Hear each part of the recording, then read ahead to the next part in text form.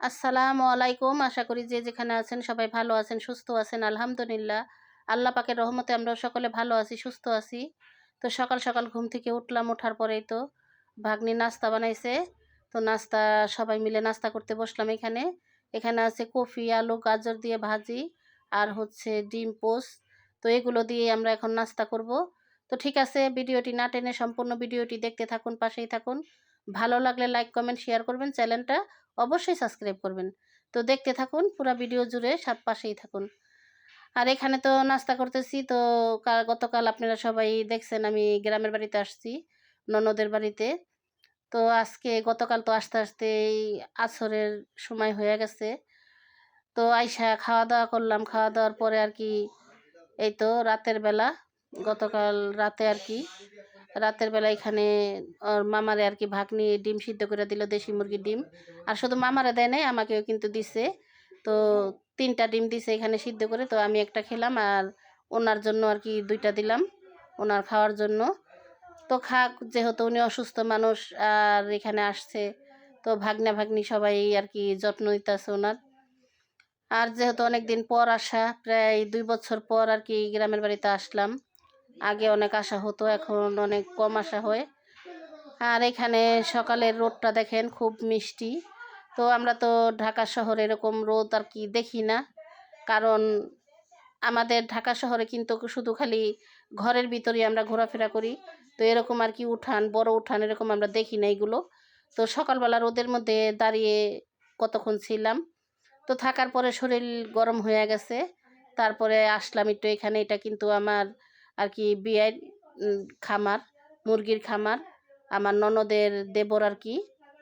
তো এই খামারটা দেখতে আসলাম আর ঘুরতে আসলাম এখানে। আর এখানে হচ্ছে আরেক বিয়ের আর কি গরু। তো যাই হোক, দেখেন, এক বিয়ের হচ্ছে মুরগির খামার, আরেক বিয়ের হচ্ছে গরুর খামার। তো এগুলো সবই আর কি আপনাদেরকে একটু ঘুরে ঘুরে দেখালাম, কারণ এতদিন পরে আসছি, একটু সব থেকে তো একটু ঘোরাফেরা করে আর কি দেখতেছিলাম। আর গ্রামের পরিবেশটা করলাম একেবারে অন্যরকম, কারণ সবার কাছে ভালো লাগে গ্রামের পরিবেশ। তো যেগুলো গ্রামে দেখা যায় এগুলো কিন্তু কখনো শহরে দেখা যায় না। যা গ্রামে দেখা যায়, গ্রামের পরিবেশটাই অন্যরকম, আবহাওয়াটাই অন্যরকম। তো আসছি, আসার পরে খুবই ভালো লাগলো। আর এখানে তো দেখেন আমার ভাগ্নি আসছে, ও হচ্ছে শাক উঠানোর জন্য। তো এখান থেকে আর কি অল্প করে লাউ শাক নেওয়া হবে। তো লাউ শাক নিবে, লাউ শাক নেওয়ার পরে এগুলো আর কি আমরা ভাজি করব। তো গ্রামে যে বললাম যে গ্রামের পরিবেশটাই অন্যরকম। তো এগুলো আমরা কোত্থেকে পাবো শহরে বলেন। আর এখানে তো ধনিয়া পাতা ক্ষেত আছে। তো নানান বিভিন্ন ধরনের কফি বা হচ্ছে পালং শাক, এগুলো সব মিলিয়ে আর কি এক এক জায়গায় এক এক রকম। আর এই তো লাল শাকগুলো দেখেন, লাল শাকগুলো হয়ে আছে, খুব সুন্দর লাগে কিন্তু। আর ছোট ছোট লাল শাক, অনেক লাল দেখতে। তো এগুলো আর এগুলো হচ্ছে ধনিয়া পাতা, কত সুন্দর হয়ে আছে। তো এগুলো দেখলেই কলম অন্যরকম একটা শান্তি লাগে, কারণ আমরা তো ঢাকা শহরে তো সবই পাওয়া যায়, কিন্তু এই দৃশ্যগুলো কিন্তু আমরা দেখি না। তো এর জন্য আর কি ভালো লাগে। তো যাই হোক, দেখতে থাকুন। আর এখানে তো পুরা নাতি আর কি, 2 নাতি আসছে সাথে। তো ওরা পুরাটা আর কি ঘুরায় ঘুরায় আমার দেখাইতেছে, নানু দেখো এগুলো এখানে লাগানো আছে। তো এগুলো সবই দেখতেছিলাম। আর ওই যে দেখা যাচ্ছে এগুলো কিন্তু সর্ষা ক্ষেত। তো সর্ষা ক্ষেতে ভাবছিলাম একটা ছবি উঠাবো, কিন্তু তার হলো না। আর এখানে নদীর পাড়ে গোসল করার জন্য আমার নাতিরা কিন্তু সকাল থেকেই শুরু করছে, নানু চলো, নানু চলো, নদীতে গোসল করুম আমরা সবাই। তো সকালে বলেন, সকালবেলা কি কেউ গোসল করে? তো সকালে ওঠার পরেই না নাস্তা করি নাই, তখন থেকে বলতেছে যে গোসল করবো চলো। তো সকাল থেকে দুপুর পর্যন্ত আর কি অনেকক্ষণ ওদের আর কি অপেক্ষা করাইছি। তো এখন অপেক্ষার পর্ব শেষ। তো আমি তো আর গোসল করব না আজকে। তো এখন ওই যে বাড়িতে চলে আসলাম। তো বাড়িতে আসার পরে এখানে দেখেন মুরগি 2টা কি মারামারি করতেছে। তো এগুলো যদি মানুষ হতো তাহলে তাহলে কি হতো বলেন। কিন্তু ওরা তো মুরগি বলে, পশু পাখি বলে ওদের কিছু হচ্ছে না। কিন্তু এতক্ষণ যদি মানুষ হতো তাহলে একজনে আরেকজনে হয়তো মার্ডার করে ফেলতো। আর এখানে ভাইগনা আসছে মাছ নিয়ে, কই মাছ, শিং মাছ, আর হলো এখানে আছে শৈল মাছ। তো এই মাছই নিয়ে আসছে ভাইগনা বাজার থেকে কিনে। তো মাছগুলো সবই জেতা ছিল। আর এখানে আমি বসলাম, কারণ এক একজন এক এক কাজ করতেছে। তো আমি ভাবলাম যে আমি একটু বসি রান্নাঘরে। আর মাটির চুলায় রান্না করতে কিন্তু খুবই ভালো লাগে। হ্যাঁ, তো এইখানে কিন্তু লাউ শাকগুলো আমি আর কি বাগার দিতেছি, আর হচ্ছে ডালটাও একটু বাগার দিব, আর মাছ কোটা হলে মাছ রান্না করা হবে।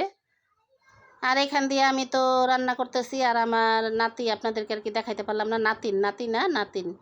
তো নাতিন তো মনে করেন নানার জন্য মেহেদি বাইটা, তারপরে মনে করেন নানার মাথায় দাড়িতে লাগাইয়া পরে কইতাছে নানা এলা গোসল করে আসো, কারণ মেহেন্দি মাথার মধ্যে দিয়ে আর ওই দিয়ে বসায় রাখছে, বুঝছেন। কিন্তু আমার নাতিনে ক্যামেরার সামনে আসবে না, এর জন্য আর কি দেখাতে পারলাম না। তো আমি এর জন্য দুঃখিত। তো সবাই তো ক্যামেরার সামনে আসতে চায় না, আর আমি যে আসছি, তো আমার ভাগিনা বা ভাগনা বউরা ওরা কিন্তু কেউই মানে ক্যামেরার সামনে আসবে না, এই জন্য আমি দেখাতে পারলাম না আপনাদেরকে। তো আমি যতটুকু পারছি আপনাদের মাঝে শেয়ার করতেছি, আর শেয়ার করার চেষ্টাও করতেছি।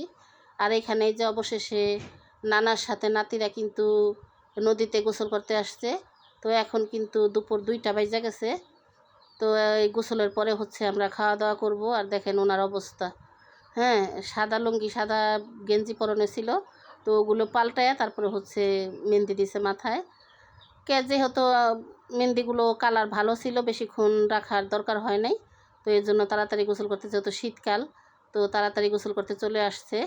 তো এক সময় দেখা যেত কি যে যখন আর কি সবাই একসাথে ছিলাম, তখন মানে ঈদের পরে বা কোনো একটা উৎসবর দিন আইলে না, গ্রামের বাড়িতে আমরা সবাই চলে আসতাম একসাথে, আমার দেবর ননদ সবাই একসাথে আমরা আসতাম, তখন আরও আর কি আনন্দ হইতো, মজা হইতো।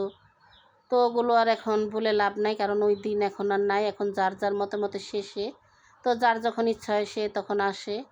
আর এখানে হচ্ছে রান্না করছে কই মাছ দিয়ে, সিম দিয়ে, আলু দিয়ে, আর পাবদা মাছ ভুনা, লাউ শাক। আমাদের দুপুরের খাওয়া দাওয়া শেষ, এখন হচ্ছে মাগরিবের পর। তো এটা হচ্ছে ভাগনা বউ কিন্তু কাপ ভর্তি করে কফি বানাই দিল। তো এখন আর কি এগুলো খাবো। তো বিস্কুটও কিন্তু দিছিল সাথে, তো বিস্কুট খাবো না। তো যাই হোক, আমার আজকের ভিডিওটা আপনাদের কাছে কেমন লাগলো কমেন্ট বক্সে জানাবেন। সবাই ভালো থাকবেন, সুস্থ থাকবেন। আজকের মতো এই পর্যন্তই, সবার কাছ থেকে বিদায় নিচ্ছি। আবার দেখা হবে আগামী ভিডিওতে। আল্লাহ হাফেজ।